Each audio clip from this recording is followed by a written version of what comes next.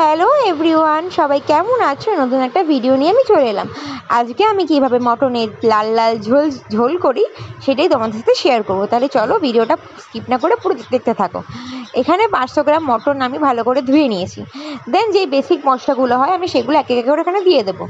এখানে আমি দিচ্ছি প্রথমে মিট মশলা, তারপরে দিচ্ছি এখানে গরম মশলা, দেন দিয়েছি কাশ্মীরি লঙ্কার গুঁড়ো, একটু লাল লাল হবে। আমাদের বাড়িতে কেউ গুঁড়ো লঙ্কা খায় না, তাই জন্য আমরা লাল হওয়ার জন্য কাশ্মীরি লঙ্কাটাই দিয়েছি একটু নুন, আর এখানে দিয়েছি হাফ পাতিলেবুর রস, আর দিয়েছি একটু টক দই।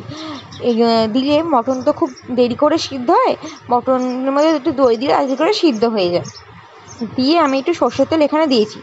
সর্ষের তেল দিয়ে ভালো করে এখানে ম্যারিনেট করে নিতে হবে। আমি তেলটা এখানে একটু বেশি করেই দিয়েছি। দিয়ে ভালো করে এটা ম্যারিনেট করে নেবো। ম্যারিনেট করে আমি এটা 1 ঘন্টার মতো রেস্টে রেখে দেবো। দেখো ম্যারিনেট করা হয়ে গেছে আমার।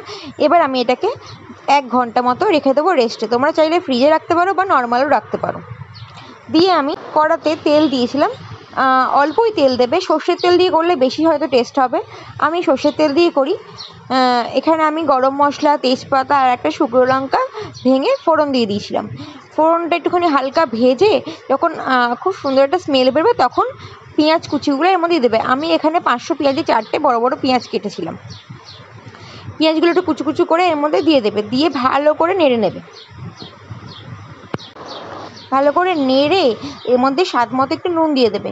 নুনটা দিলে কি বলো তো, পেঁয়াজটা তাড়াতাড়ি নরম হয়ে যায়। আর আমি এখানে একটা পেস্ট বানিয়ে রেখেছিলাম, আদা রসুন জিরে গুঁড়ো, তারপরে গোটা গরম মশলা, কাঁচা লঙ্কা দিয়ে একটা পেস্ট, আর টমেটো দিয়ে ভালো করে পেস্টটা এর মধ্যে দিয়ে একটু ভালো করে মিশিয়ে নিলাম। এবার যেই বেসিক মশলাগুলো আছে সেগুলো এর মধ্যে দিয়ে দেবো, যেমন হলুদ, নুন, কাশ্মীরি লঙ্কার গুঁড়ো, গরম মশলা, যে বেসিক মশলাগুলো থাকে সেগুলো আমি এখানে দিয়ে দিলাম। আমি আলাদা করে কোনো মশলা ইউজ করি না। দিয়ে ভালো করে এটাকে একটু নেড়ে নিতে হবে।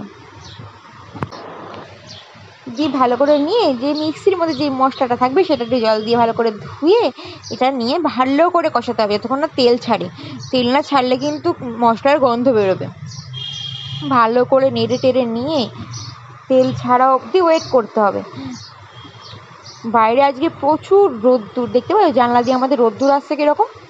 দিয়ে আমি যে ম্যারিনেট করা মাংসটা রেখেছিলাম সেটা এবার এই মশলাটার মধ্যে দিয়ে দেবো। দিয়ে ভালো করে কষিয়ে নেবো। যতক্ষণ না তেল ছাড়বে ততক্ষণ কষাতে হবে, কারণ না কষালে কাঁচা মশলার গন্ধ বেরোবে, তখন পরে খেতে তরকারিটা আর ভালো লাগবে না। ভালো করে এটা কষিয়ে